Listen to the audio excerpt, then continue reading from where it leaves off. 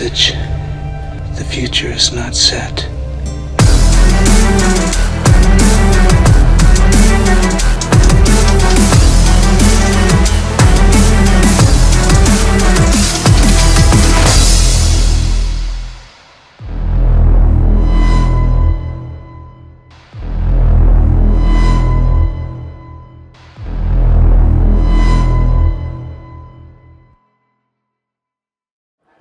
Yeah, so I started off, I'm just going to hit a stopwatch. I started off learning about AI because I heard about neural networks, and I'm like, oh crap, they're putting brains in computers. Like, let me learn how my robot overlords work. Unfortunately, it's all just math. But there's like layers on top of stuff. And so that's where we get into some of the really more interesting things. So if you even think about like a presentation like this, right? AI agents are built off of LLMs like ChatGPT.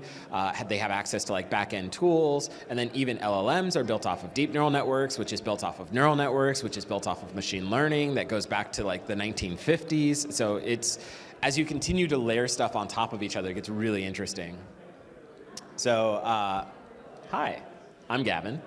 I'm a principal security consultant as my normal day-to-day job. On the AI side of things, I have been with the AI Village for about 8 or 9 years. I also wrote 2 of the OWASP top 10 for large language model applications.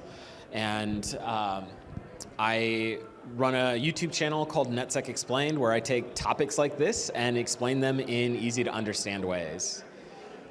Also, for this presentation, like if you guys have questions, just say something, or just like raise your hand and say question, and then I'll get to a stopping point and I'll call on you. Originally, this was supposed to be ran as a workshop, but we don't have like real good Wi-Fi or a large attendance. But I do want to give you the workflows because I think that there's a lot of talk about AI agents, but people don't really show you how to build them or how to use them or how others are using them. So as far as the agenda, I'm going to go over like a brief review of like large language models, very quick, and then we're going to dive into agents. I'm going to show you a bunch of demos of AI agents that I actually use every day and how you can get the most out of them. And then I'm going to go over some like AI agent architecture. But first, I'm going to show you a demo of what I'm talking about and what this is going to look like. So as far as AI agents, one of my favorite examples is solving what's called like a multi-hop problem. So a multi-hop problem is most large language models, right? You just ask a question and it gives you an answer. But what if I have to ask a question that has an answer that then feeds into another question? So the question that I'm going to be asking, I'm going to be showing off with this one is somebody. Like if you're going to do a red team exercise, somebody works at a company, who's the CEO or who's the lead developer at that company that this person works at? So first you got to figure out what company does person A work at?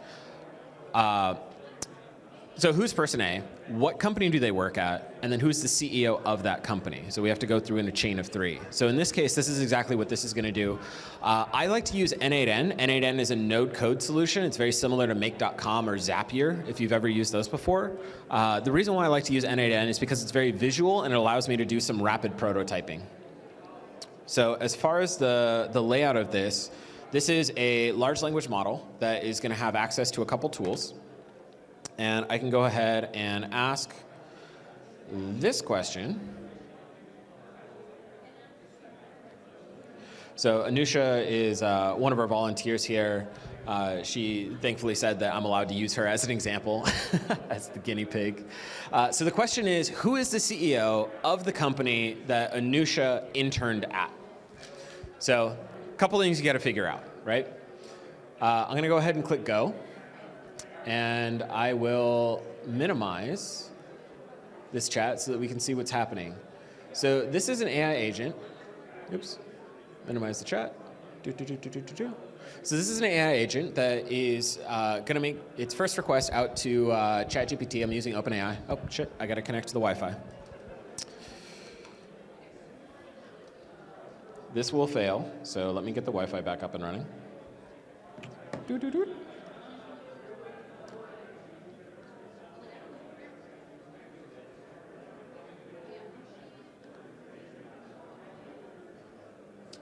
should be connected. And now let's try that again. There we go. So the first thing that it's doing is it's making a search out to the internet. Oh, something went wrong.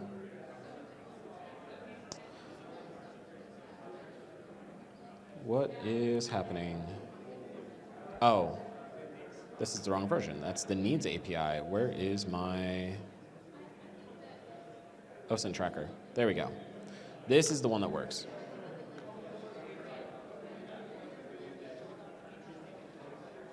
Paste, go. So the first thing it's going to do is an internet search, and it's going to figure out, okay, who's Anusha? It's going to do a search onto LinkedIn. It's going to grab Anusha's profile information. The next thing that it does is actually scrape Anusha's LinkedIn profile information to figure out what company she has worked at. And then the third thing it's going to do is once it's identified the company that she's worked at, it's going to figure out who's the CEO of that company. And then it's going to give me a little report based on how I asked it to format it. So in this case, Anusha was an intern at NVIDIA as a security development intern, and the current CEO is Jensen Huang. So this is how we can use AI agents in order to create and solve multi-hop problems, and we can expand this even further. So this is kind of the capstone of the presentation itself. So to get into it, let's start with previously in the world of large language models. Now, the purpose is to kind of bring everybody into the conversation. So if you're not super familiar with large language models or ChatGPT, totally okay. But a lot of it comes down to building prompts, building good prompts. And you need to break things up into individual pieces. So you want to figure out what is your task, what are your constraints, and what does your desired output look like. So once you design, essentially your perfect prompt, then you can start to expand off of that. So some really good advanced prompting techniques is going to be things like role prompting, few-shot prompting, chain of thought. Chain of thought reasoning is getting the LLM to think step by step so that it plans out what it's trying to do, and then it gives you a more accurate answer with fewer hallucinations. Few-shot prompting, you give it examples of what you want the output to look like, and then it'll give you the output in the desired format. Role prompting is saying you are a software developer with 10 years of Python experience, or you are a security engineer, or you are a travel agent. And so then when it responds to you, it'll respond as though it was that person or that role. For reflection models, self-critic is amazing. You can say, hey, I want you to write something for me. And so it writes something. Now I want you to act as your harshest critic, provide feedback to yourself, and then do a review of your own work and give that back to me. And so this is called a reflection pattern. And it's something that's also very helpful in AI agent design. But this is just a review for LLMs, so just want to bring people into this if you've never heard of these terms before. I highly recommend learnprompting.org to learn a lot more about prompting techniques. So, on to AI agents. AI agents generally have a large language model, right? Right now we're talking about large language model agents. There's other types of AI agents, but this is specific to large language models. Or agentic programming. So you have the large language model essentially acting as a reasoning agent, and then you start to give it all sorts of extensible functionality. So you can give it memory, so you can give it long-term memory or short-term memory. So for example, organizations have been creating like HR chatbots. So instead of you having to read your entire employee manual, they put it into a large language model, and then you can ask the large language model questions like, hey, how much vacation time do I have? And it'll look at the policy information and it'll return the information based off of that. You can give it access to backend functions, so a backend calculator. In the example that I showed, I gave it access to a web search and LinkedIn scrapers. You can do a lot more with that, but I just wanted to kind of get people started with the idea of AI agents and some of the stuff that you can do there. You can also ask it to reflect. So you can have one agent that generates a report and then another agent that acts as an editor of that report and acts as a critic and kind of reflects. And so this kind of gets into like a multi-agent pattern. Really good example of that multi-agent pattern is actually this. This is a software design studio the way that it works is they created multiple agents that have individual specialized roles. So they have a CEO, they have a CTO, they have a project manager, they have developer, they actually have multiple developers, they have a code tester, they have a code QA person. And so what they are able to do is actually take a complicated task such as design a piece of software that does this, break it up into smaller pieces. And so here we see the CEO talks to the CPO and the CTO, and they kind of get a high-level design of what the software should look like, get a high-level architecture, and then they work with the programmers in order to actually write individual pieces of the code. So, hey, here's kind of the high level of what the application is going to look like. What are the functions that we're going to need? Here are the functions. What's the format going to look like? Here's the format. Let's make sure that it's readable and it's modifiable. So they're going to work with a QA developer. They're going to work with a designer. And so it kind of goes through this entire workflow. So at the top here, you see more of like a traditional waterfall model where you go from planning to design to implementation, development and implementation. And then in the bottom, you kind of see how the multiple agents interact with each other. So this is a workflow for AI agents. The reason why you would want to use a workflow is for things like multi-hop questions or multi-hop actions. So a really quick one is you can just ask a single question, right? What's the capital of Spain? Or you can say, hey, what is the capital of the country where it's the hottest of the year? And so now you got to figure out what country that is. And then the next question is, what is the capital of that country? You can have a many-to-one, you can have a one-to-many. There are many different ways that you can orchestrate these AI agents, but these are graphs to kind of illustrate why you would use an agent and how you can take a problem and break it down into smaller pieces. Now, when it comes to developing AI agents, we build these things called workflows. Generally, you have an input, you perform some sort of processing, and you have an output.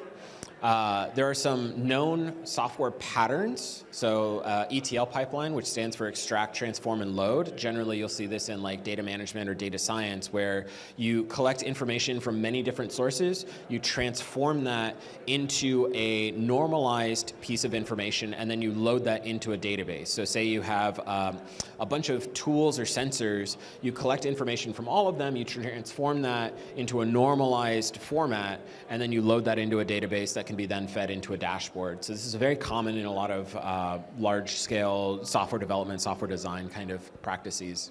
I find this type of workflow to actually be one of the more efficient, so that instead of having an AI agent build AI agents that tries to solve a problem, you already have a common workflow that you build out, and then the agents just kind of execute in that workflow. And I'll show you what that looks like in a moment. So common workflows, right? ETL pipelines, extract, transform, and load. Registry patterns, so this is the information that's generated from one AI agent is stored in a registry, or it's just like a giant database, and then that information can be pulled or queried from another agent in order to continue with the rest of the workflow. Prompt chaining, very similar. So if you've had a conversation with ChatGPT or any other LLM, right? You ask it a question, it gives you an answer. You ask something based off of that question. That's prompt chaining, where you're having multiple conversations back and forth. It's another form of workflow. Intelligent document processing, I just put that up there, but that's a very similar like OCR. So hey, here's a document, what is it actually saying?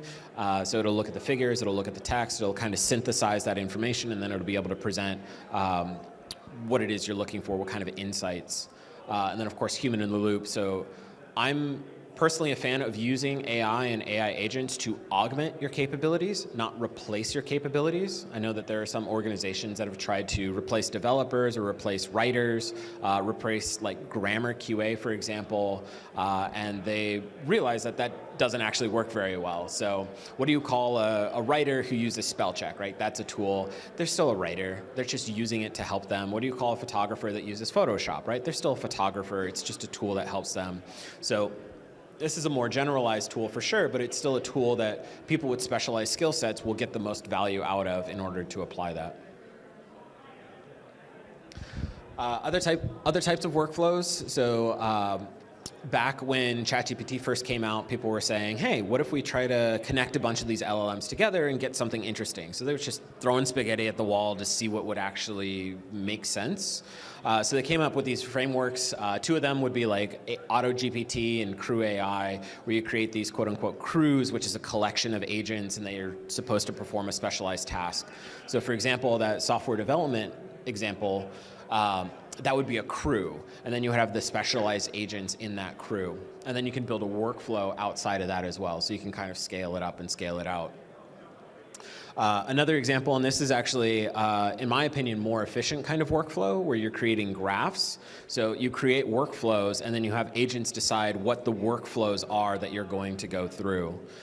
So you can have a workflow, like some of the examples that I have is like a YouTube extractor, where it extracts a lot of knowledge from YouTube videos. So as soon as, say, DEF CON or even CypherCon comes out, right, there's gonna be a lot of videos, hour-long videos of presentations, and so you're not gonna have enough time to sit and watch all of them. So you can have a workflow that actually goes and analyzes these videos to see, hey, what are the key insights from this talk? Is this talk on a scale of 1 to 10 actually worth my time for my specific interests? And so it can go through, download the transcripts, parse through the video, extract insights and knowledge from that video, and then present to you like a short paragraph summary of, hey, this video is actually really impactful and here's why, or this video is kind of high level and really covers a lot of the same basic stuff that many people know. So this has actually saved me a lot of time in my research, both looking at YouTube videos and reading articles. I'll read like a lot of articles off of Archive, and I'll show you what that looks like as well. Okay, so with that, I'm going to show you some of the patterns and some of the examples that I've actually gotten a lot of value out of. So I'm going to switch, I think, to this microphone, because that's going to be easier so I get a hand back. Test, test. Test, test. Yeah, sorry, I switched microphones midway through. I needed my hand back. All right. So as far as workflows, right, so this was the prime example of an OSINT tracker. So it goes out, it does a query onto the internet, it pulls information down, and then it performs some sort of web scraping. So as far as the demos, let me start with a basic research intern. Now this is the one that actually made a lot more sense to me as far as how AI agents work. So we start with a planner agent, and if we open this up, we can look at the system prompt. Generally, it says, hey, you're a planner, you're step 1 in a workflow, right? That you're the planner, that's you. You're supposed to perform an act, or you're supposed to develop a plan based on the user's query, and then other agents down the line are going to execute on that plan. The other agents in the line are going to be a researcher who has access to internet tools, and a report writer who is going to write the final report for what the user needs. So your plan is going to be passed across to all of these. And so I need you to develop the plan, and I need you to develop some search queries that the researcher should look into. That information is going to be passed over to the researcher agent. And the researcher agent is, hey, you're going to get the user query, and this is part of that registry design pattern, right? I saved the user query somewhere where all the agents can get access to it, and now I can recall that user query from any of the other agents once that's submitted. Same thing from the plan. So here is the user query, here is the plan, and here is the suggested search terms that you're going to go through and research out on the internet. As far as the actual system prompt, it's just a very simple prompt. You are a researcher agent. You have access to an internet tool to go and perform research on Google.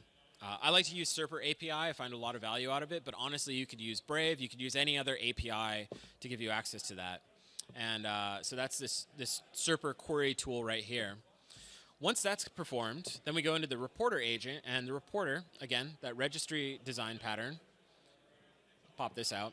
Here's the user query, here's the original plan, here's the research that the researcher had, and here are some key points based off of what the researcher identified. And so here's all the information you need. I want you to generate that report. And then it also has a separate prompt saying, hey, you're the report writer agent. I want you to write this report. And in here, you can also say the format. So if you want to format the report in a very specific way, not just Markdown or XML, but also in use active voice instead of passive voice. Use first person. I want you to respond as though you were me. And so I want to post this onto a blog post. So you can go into a lot of detail, and then you can use some things like few shot prompting to give it examples of what that should look like. And later on, I will show you an example of that. I also kind of put together like my own little style guide. Let me see if I can show some of that. To try and hide some of the GPT-isms, right? So you'll see, in a world where blah, blah, blah, or at the end of the day, blah, blah, blah. Very common things that you'll see in LLMs. So I'll say, hey, don't say that. Don't start with that. I want you to write like me. And then I have a whole bunch. You can see how large this is. I have a whole bunch of things into my style guide. I have examples of output that I want it to look like. So let's go ahead and do this workflow. What is something that we should do some research and write a small report on for our example? Yeah.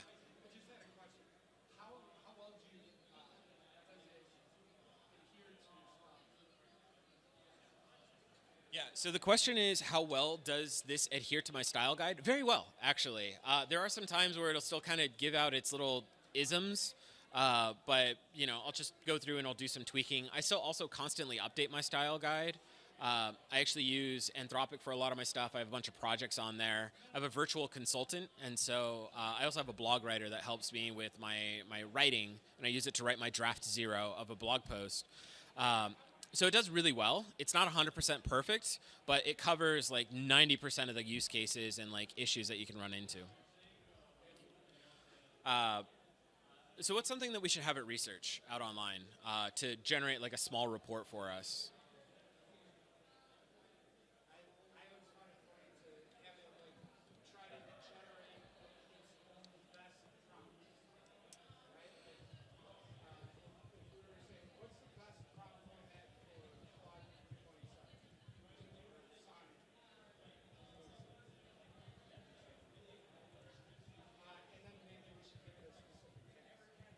Yeah, what's the task?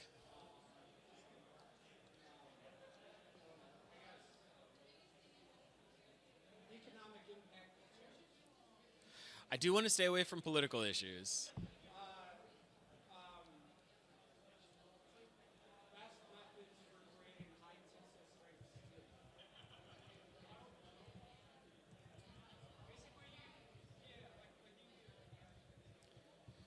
I'm just gonna make it easy on me. So the prompt that we have here is like, what are the best prompting techniques, and give me an example of an optimized Claude 3.7 Sonic. Example topic, methods for creating strong steel. So what this is going to do is actually build out a plan. And we can look at this as it's going through. So in this case, our plan is, number one, to find the topic clearly, understand what methods for creating stronger steel entails, including the various processes, identify key aspects to cover. So right now, it's not actually focusing on the prompt. It's focusing on like building the steel, which is unfortunate. But that happens, and so you just do some tweaking. So first, it's going to look for the best methods for creating steel. It's going to identify key aspects to cover, so focus on different methods, such as alloying, heat treatment, and forging. Number three, develop specific prompts, so create prompts that encourage detailed responses. Okay, so it is probably going to do some prompting. And number four, optimize for Claude 3.7 Sonnet. Use clear, concise language, and specify the desired depth of information. The search term it's going to look for is best prompting techniques for AI models. So it passed it over to a research agent. The researcher goes and, actually, I'll show you this, the query. So over here on the query side, we can see this queue, best prompting techniques for AI models. So it pulled that from the planner agent. It does a search on Google, and I get titles. So in this case, prompting techniques guide, prompting engineering guide, and it goes to promptingguide.ai. It has a quick snippet. Another title is Zero Shot Prompting, that's also on Prompting Guide. Another title, Meta Prompting, also on Prompting Guide. So it's pulling a lot of information from Prompting Guide, it seems like. It's going to take that information, pass it over to the researcher agent. So if I pop this out, you can see this in the middle is what my format was, my template format. On the right is what it sees. So it sees the user query, it sees the plan laid out, step 1 through 5, it sees suggested search terms. And so that's how it's going to go ahead and perform its research.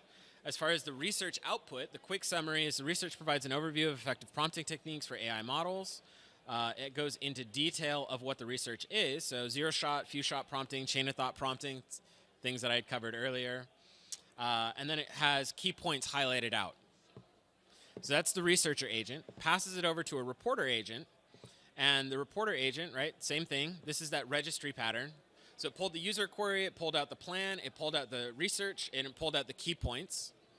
And so with all of that information, it generated the final report, which is exactly what is in the response right here. So to optimize prompting for Claude 3.7 Sonnet on the topic methods for creating strong steel, use the following techniques. Zero-shot prompting, which is you directly ask the model without examples. Few-shot prompting, where you provide a few examples. And chain of thought reasoning, where you encourage step-by-step reasoning. So this can be as much or as little as we want it to be. One of the benefits that I get out of this is asking it for ideas on pen test report writing or pen test findings. So it'll go through, it'll actually query OWASP, it'll look at the OWASP testing guide, it'll look at like common terms. Sometimes I like to map that to like CVSS scores or to CWEs. CWEs, there's like 2,000 of them. So instead of me having to figure out which of those 2,000 it is, it'll go through, do its own queries, find out the CWEs that make the most sense, and it'll respond to that. So this is great for research, so you can just quickly do some of this online, especially if you know what you want it to research. Any questions?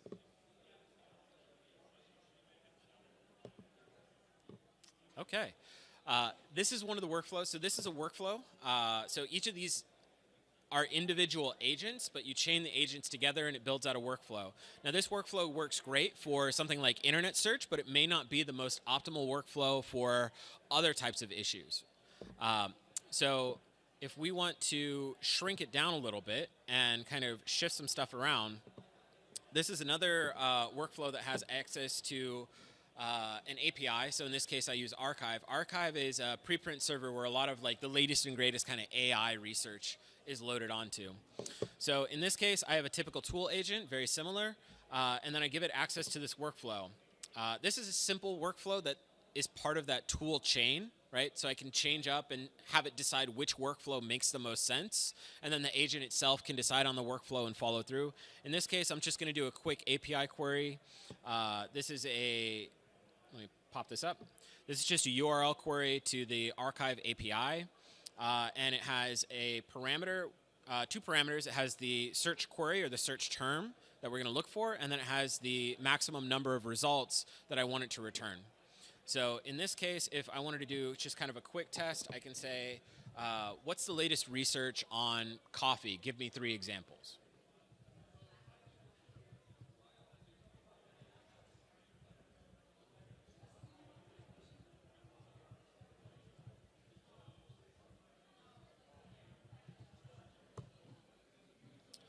So it's going to go through and do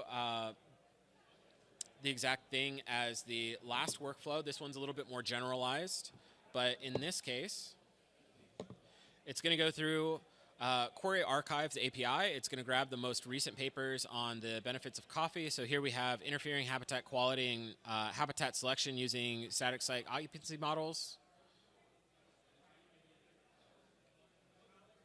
That's not about coffee. I don't know why I popped that one up. But the second one is at your service, coffee bean recommendations from a robot assistant. And then coffee roast intelligence focuses on the classification of coffee roasting levels using machine learning application.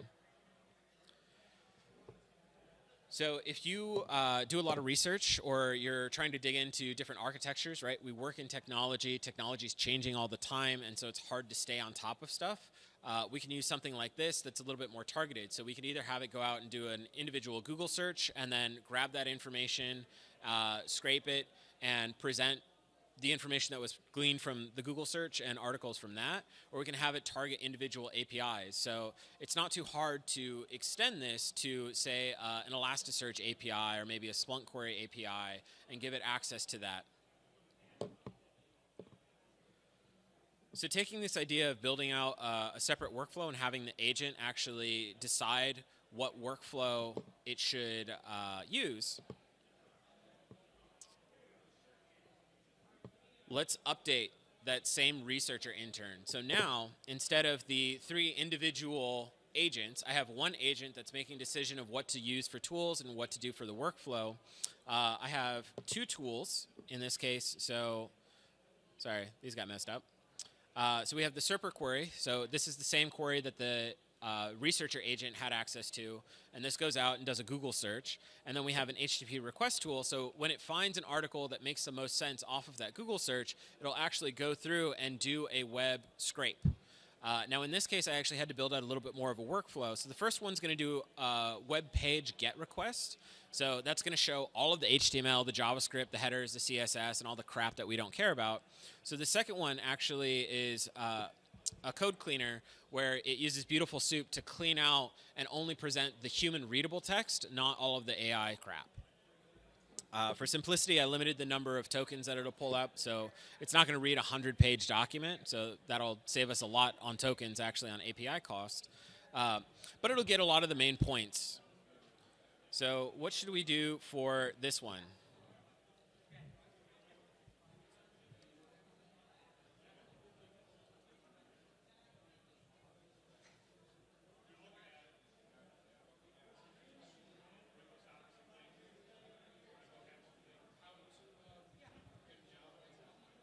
What was it?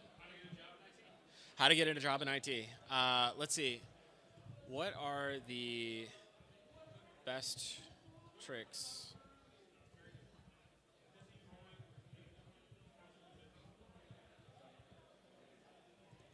Yeah, I'll do that. What are the best tricks into getting a job in IT? And so we'll let this run for a little bit. So it's going to go out. It's going to do that SERPer query. It's going to pull a lot of information from Google. It's going to figure out what on Google aligns the most with us, right, like a human would. And then it's going to pick a URL, and it's going to scrape that information.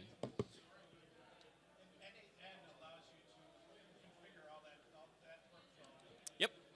Yeah, this is all N8N. If I wanted to add another tool, I can just hit this plus sign, and then I have a whole selection of tools that I can add in. If there's a tool that doesn't exist, I can just create my own, like I did here. And so there's a lot of extensible functionality. The reason why I'm using N8N is because it's visual and really easy to kind of see and visualize.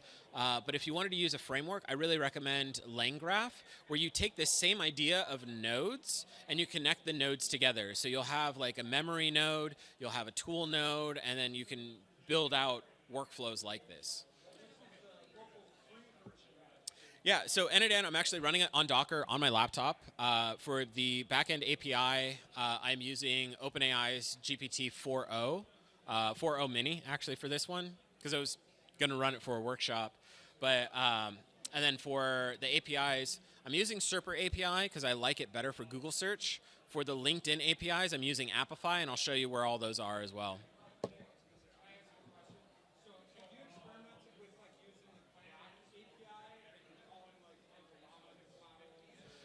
So, yeah, a lot of them are going to work very similarly. Some are better at others for specific tasks. So there are some LLMs that are more geared towards using tools. There are others that are more geared towards reasoning. So they would make better planning agents or better reflection agents. So that's going to be like DeepSeek R1 is a good reflection agent or a reasoning model.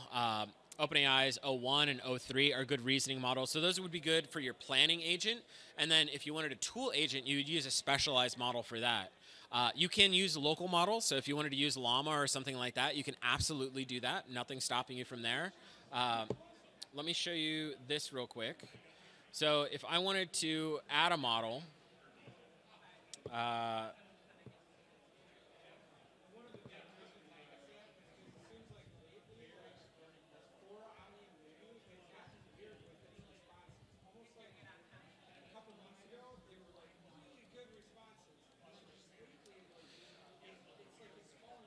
yeah, that's kind of what happens with some of the online models is when they retrain them or they do updates, things that you really liked go away, new things come in, and so you just kind of have to work with that. It's the downside to having somebody else run your code. No, you're not correct. Well, let's not rule that out.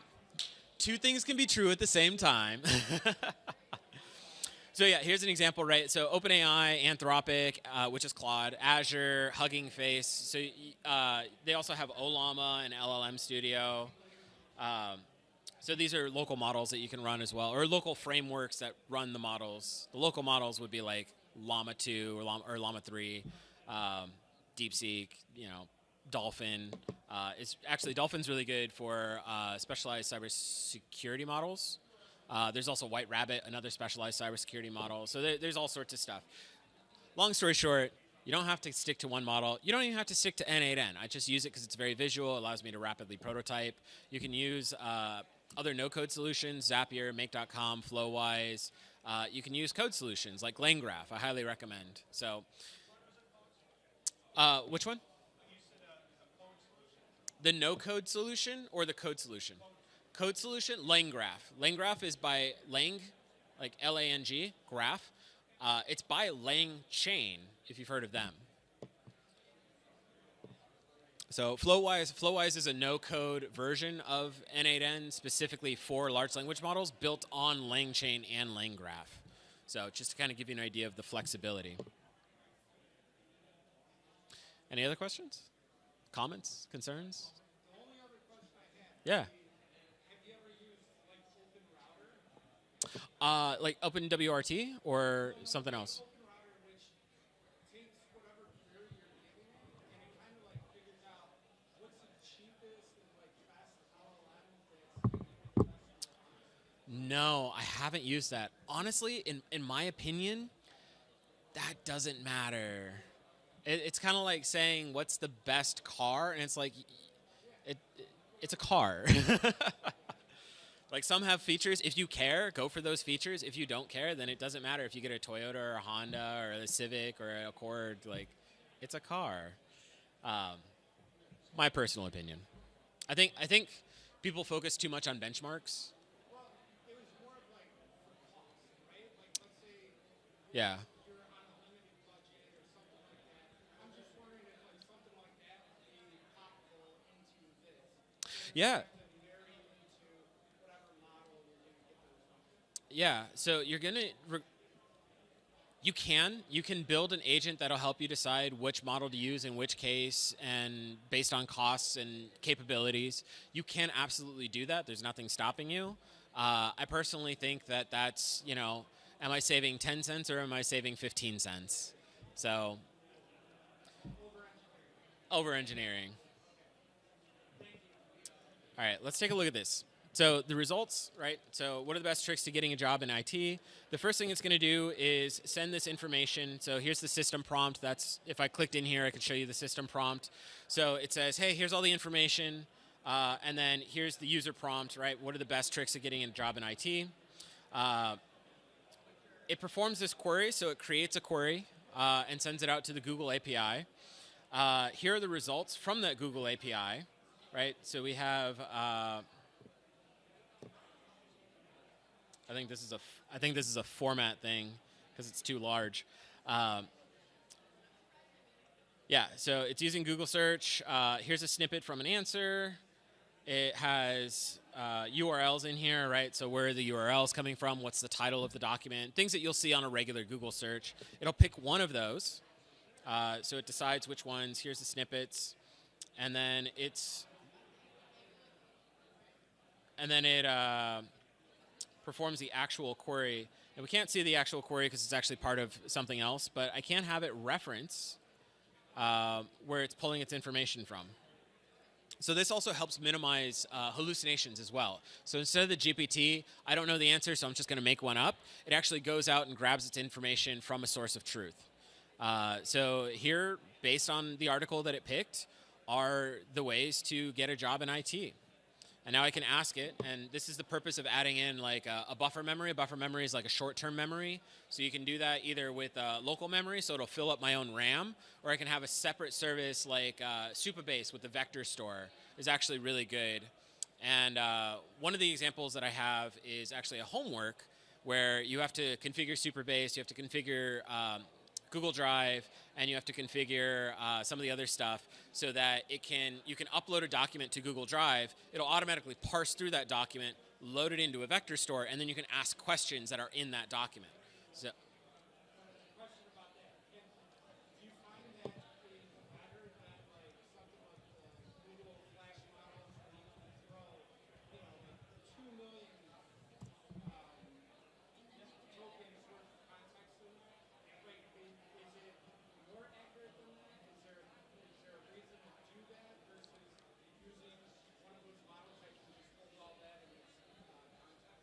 Yeah, so there's pros and cons. The two, so the question is it better to throw the whole document in, or is it better to throw it into a vector store, right? So there's pros and cons. So if you have something like a 500-page document, right, that's a lot of tokens, a high cost for the model to ingest that. It takes a lot of memory. You wouldn't be able to run it locally because of that. But you could do things like, hey, summarize this entire document, or pull out like the specific key points from that document. So that's the benefit and the reason why you would do full document. I think they call it like now cache augmented retrieval, or CAG instead of RAG, retrieval augmented generation. So that's why you would use that. And now that these context windows are getting so large, you can do that, realistically speaking. The other way is RAG, where you basically take the PDF, you chunk it up by paragraphs, usually, like 1 or 2 paragraphs at a time. You chunk it up. And so when you ask a query, it essentially does a Control F, finds chunks that have parts of that query in there, and then only references those chunks. So it'll reference like 3, 4, 5, 6 of chunks instead of the full 500-page PDF. The 500-page PDF, because it's using so much of the context window, it actually forgets some of the stuff partway through, so that can be an issue. RAG, you don't get access to the whole document all at once. So pros and cons for why you would do both of them. Yeah. Also for this, because I had that short-term memory, I said, hey, cite your source for this, and then it can give me the exact link. These are URL links to the resource that it was referencing, the website that it scraped. So awesome benefits, great for research. This is very similar how OpenAI's deep research actually works, and other systems like Perplexity. So instead of having to pay Perplexity API costs, you can just build your own. Super easy. And you know it's useful because the startup already exists out of it. So make your own agents. It's great. Ben, did you have a question? Sorry. Oh, fantastic. That is number 3. I know I'm kind of cooking through some of these, so I want to take a pause. Are there any questions or specific use cases that you have ideas of how you would want to apply AI agents? Your example of taking a document that I have, putting it into Google Drive, and essentially allowing asking questions on that. I think that's one of the things that we're going to do. Yeah. I mean, you hit on one of the things, more questions about that are interesting about that. Is that just uploading my document to like ChatGPT because the network knows it, and it's doing the rest of the magic in the background, but still using Yeah, very similar, actually. So the question was the example about uploading a document to Google Drive and then loading it into an LLM. Is that the same as just taking the whole document and uploading it to ChatGPT? So very similar. There's RAG, which is where you take a document and you chunk it up and you store it in what's called a vector database. So instead of a regular SQL database, it uses vectors, fancy name for numbers. And then the other one is where you take the entire document, and just like you were prompting, it would be like if you wrote out the entire document as your prompt, threw that in there, and then started asking questions. I think that's called CAG, right? Cache Augmented Generation. And so as I answered his question earlier, there's pros and cons to doing both of them. I like RAG much better. It's a lot more efficient. You're using fewer tokens, so it's cheaper cost. The thing that I want to try to avoid, because I think that there's a lot of hype and people just want the thing to do the thing. That's it, right? So they start throwing spaghetti at the wall. It is often very inefficient. It's often giving incorrect answers, or it's forgetting certain details because, oh, I just wanted to do the thing. I just wanted to do the thing. But you got to remember, this is still software, and we should still take traditional software development principles. I didn't have to sit through like multiple classes of data management and algorithms, learning like the big O notation for sorting algorithms and all sorts of different algorithm paradigms, just so that I could just take everything, throw it at the wall, and it does the thing, right? So we want to try and be a little bit more efficient with that. Again, you still can do that. There are still some benefits to it, but you need to be aware of like the drawbacks to it as well. So hopefully that answers your question. Yeah. I like you. You're very talkative. Often, like, so. Yeah, yeah. Well, doing these kinds of presentations, usually I have like the very quiet, like techno nerdy people just kind of like, I'm just gonna sit here, and that's it. I'm just happy to be here. Yeah, what do you got? No, go for it. Go for it. So, with what I do for my day job, we ran into some interesting things where it seems like, at least on Azure, that there's a performance difference between putting formatting instructions in the system message versus a user message. So like, when you're passing in context to get an answer, I would always put that in the user message, and then I would always put all the styling and everything in the system. And then there's some feedback that it was responding a lot quicker, putting the formatting in the user message. So I don't know, like, Okay, yeah. You've done a lot of this, but like, have you noticed anything like that where even if it's like model to model, and not that it would matter for like individual use cases, but like if you're trying to do something in production, right? Like speed and cost are the two biggest things that you need, depending on how much volume. Yeah, so you're getting way into the weeds. I'm not going to go into too much depth for this, but we can talk about it afterwards. So the question is there a efficiency difference between putting information in the user model versus, or in the user prompt versus putting it in the system prompt, and does that matter model to model? So model to model, yes. Some models, you got to remember, large language models, they're what's called stateless. And so when you pass a whole conversation chat to a model, say I ask it a question, it gives me an answer, and then I ask it another question, and it gives me another answer. Every time I'm passing the entire conversation all at once. So the first message is just me sending the question. It sends me the answer. I then send it my first question, its first answer, and then my new question back to the model, and then it gives me a new answer. So that's kind of how the conversation works. This is for all LLMs. Some models try a hierarchy, so you have your system prompt, you have your user prompt, or system message, user message, and then assistant message. There used to be a tool message, but that doesn't matter anymore. So it's just those three.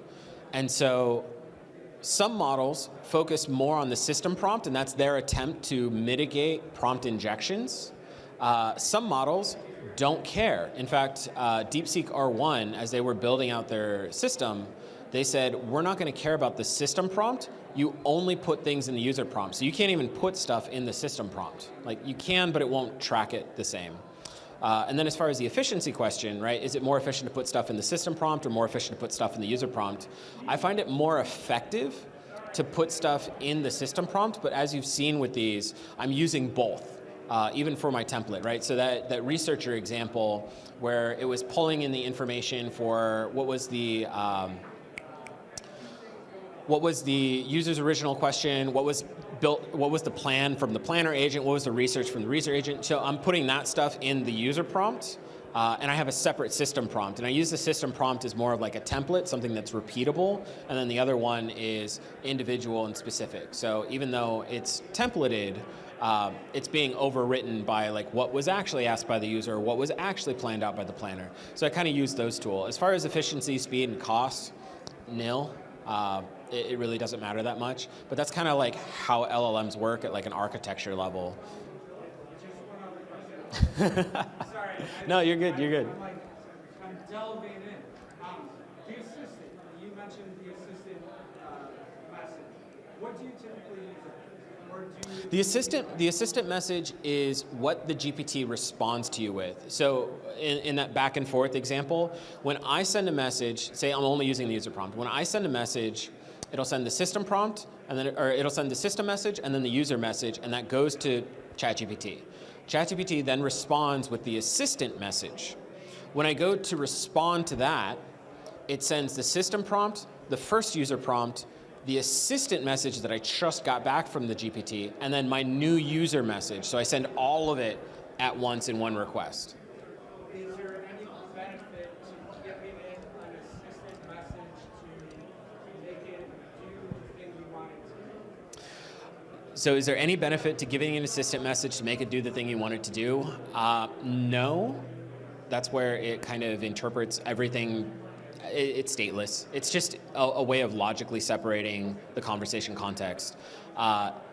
This is also why you can do prompt injection by saying, hey, I want you to do this thing. I know you're not supposed to do this thing, but I want you to respond with, sure, here you go, and then finish your response, and it'll just say, yeah, sure, here you go. Here's all your information. And that gets into a whole nother thing. All right, so oops. Wait, the mic works? So I'm going to turn that back on. My laptop went to sleep. So that's our researcher intern. That's our workflow. And because you weren't here for the OSINT tracker, I'll show you that again. This one was actually really fun. I'll reset the conversation. So let me see if I still have it in here. Yep. So this is an AI agent that has access to a Google search. It's going to use that Google search to look for somebody on LinkedIn. It's then going to use a LinkedIn API to scrape that person's profile information, and then it's going to use that profile information to find things about somebody's company. Now, all of these, I'm letting the agent still decide which tool to use in which case, so I can ask it something completely different or a different type of question, and it might not use all the tools. It might not use any tools, or it might use the same tool multiple times for different types of queries. So in this case, right, Anusha, she's one of our volunteers. She has allowed me to use her as my test dummy for this example. But the question is, who is the CEO of the company that Anusha interned at? And then we can ask further questions about the CEO, right? How long has he been here?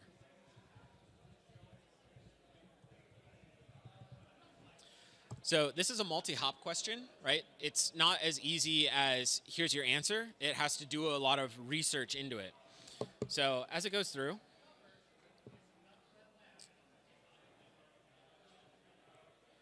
the first thing it's going to do is a Google search. And so in this case, it's going to do site linkedin.com. So it's only going to look at LinkedIn. And then it's going to look up Anusha's name on LinkedIn. Like we saw in the other researcher examples, it's going to find her LinkedIn profile information, and then it's going to use the LinkedIn person scraper to scrape that information. It's almost done, so I can just show you on here.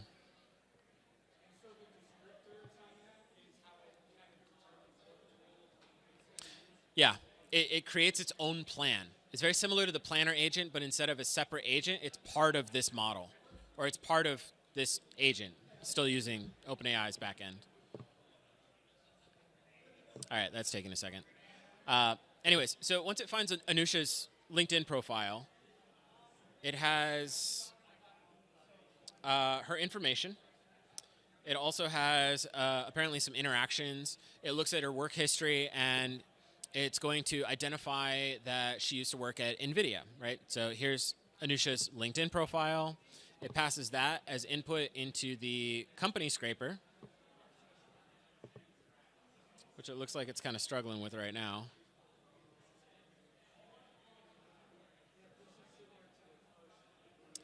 Yeah, this is the one that I showed off earlier. Let me try that again. But it's just because somebody new joined.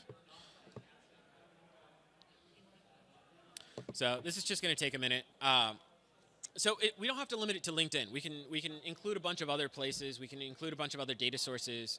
But that's why I wanted to focus on that ETL pipeline, that idea of you take data from multiple sources, consolidate it, transform it into something usable, and then use that as an output into another source. And so you can chain things together. I'm showing you very simple examples of AI agents, but you can extrapolate all of this. In fact, you can make each of these individual workflows, and then you can have a manager agent at the top that decides which of these workflows to follow through. So you take a complex task, you break it down into smaller individual tasks, and you build up from there. Okay, here we go. So this is what I was talking about, right? So it takes the input. Here's the system prompt, right? You're an agent with a goal to research a person or a company on LinkedIn. I also tell it what tools it has access to, so it knows about that. And then here's the human prompt, right? This is that user message. And then the output. This is going to be the assistant message, kind of coming to figure that out. So it's already made the decision to find out who the CEO of the company is. I first need to get their LinkedIn profile. So step 1, search for Anusha and their LinkedIn profile. Step 2, identify the company that they work at. Step 3, search for the CEO at that company. So here's the LinkedIn profile search, right? It was that simple Google search. We're using site:linkedin.com and then Anusha. It then passes that off to the GPT model. It's still executing the plan at each step. The next thing, it looks at the profile, the person scraper. And so it looks at Anusha's profile information. And actually, it's a little easier if I show it here. So this is what it found off of internet. It does the scraper. Here's all the information, passes that back to the GPT model. It executes the next step in the plan. Here's the company that Anusha had interned at, and it does a company scraper, passes that back to the GPT model. And then I think I made this a simple use case, but otherwise it would, oh, well, that's why. If it was anybody else who wasn't already like well known, it would actually look at their profile information, and then it would look at how long they had been at the company. So you can chain things together like that. So here, Anusha worked at NVIDIA. The CEO of NVIDIA is Jensen Huang. Jensen Huang's been there for approximately 30 years. So this is how we take it all together.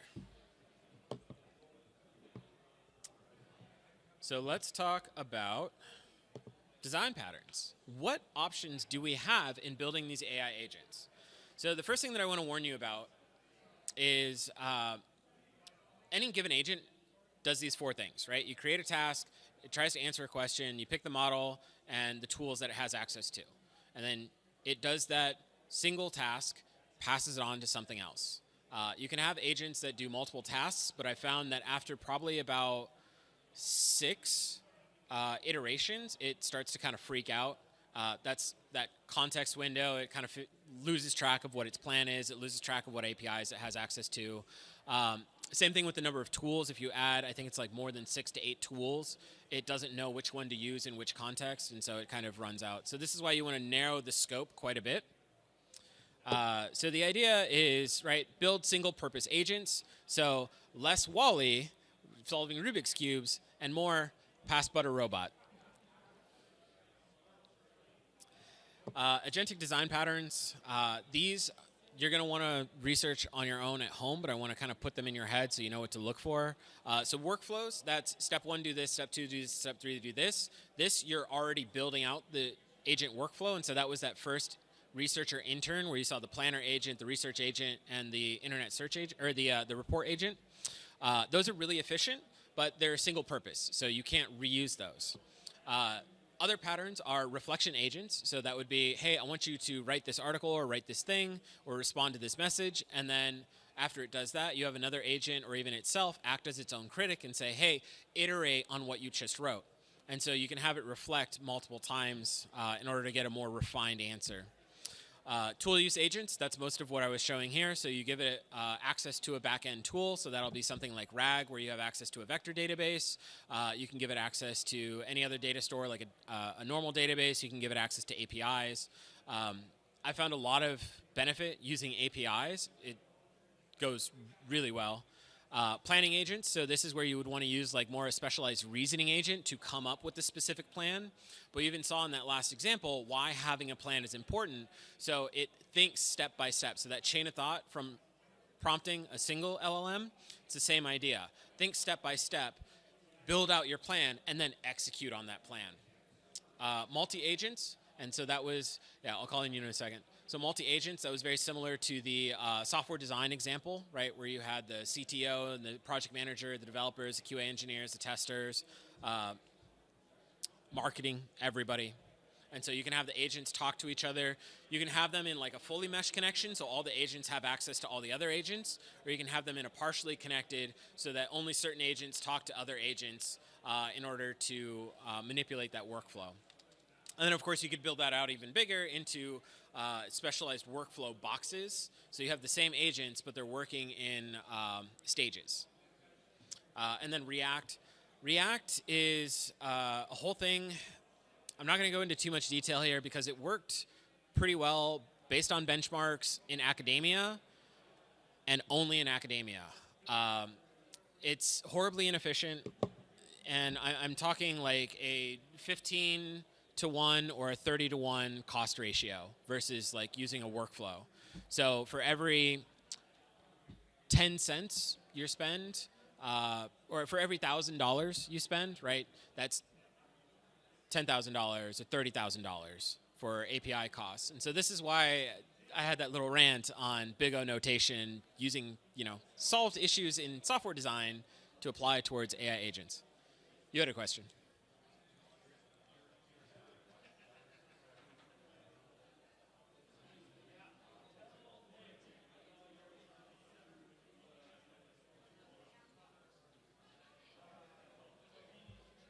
Yeah, so the question was, have I been having better success with planning agents using GPT-01 versus like GPT-4o? So the reasoning models like O1, O3, DeepSeek, those are good for building out longer plans. The reason why I think they should only be as part of the planning agents is because they're very costly and they take a lot of time to generate. So you don't need a reasoning model like that to use a tool. You can use a much smaller model that's going to be a little bit more efficient, a little bit more cost effective to use a tool because it's a simple task. Whereas you can use the planning agent or the reasoning model for larger tasks.